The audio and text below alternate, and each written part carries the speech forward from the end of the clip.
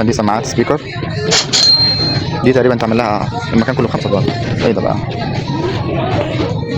ده برضه سبيكر صغير $5. البطة كاك دي $5 برضه سماعة سبيكر. بصوا على حسب بنك، بص الزرار بتاعتها $5.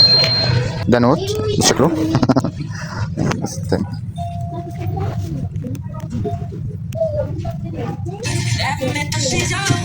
بص الماتريال بتاعته جميلة وناعمة قوي يعني.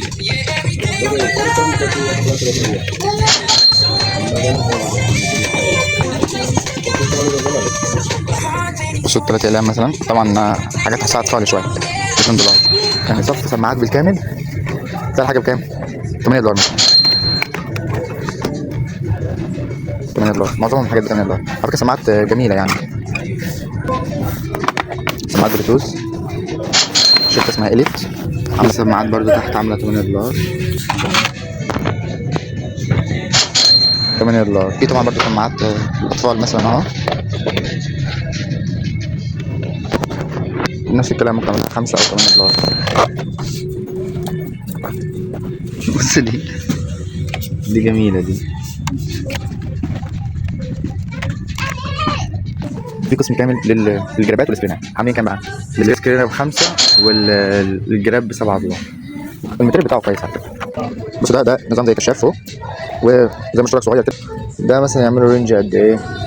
ده الحاجات هنا $10 في القسم ده.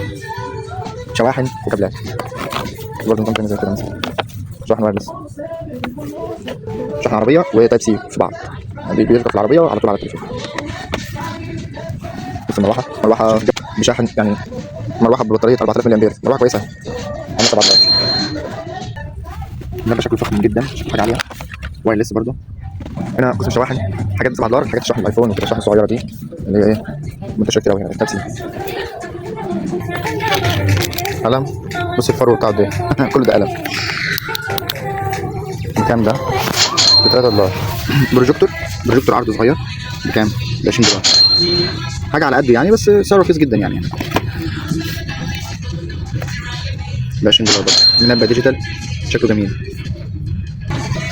مروحة ديسكتوب شكلها حلو قوي، شكلها فخم وحجمها مش صغير يعني، برضه اكيد دي تعملها $20 لان ده قسم ايه، معظم الحاجات هنا بتبقى $20. كشاف مثلا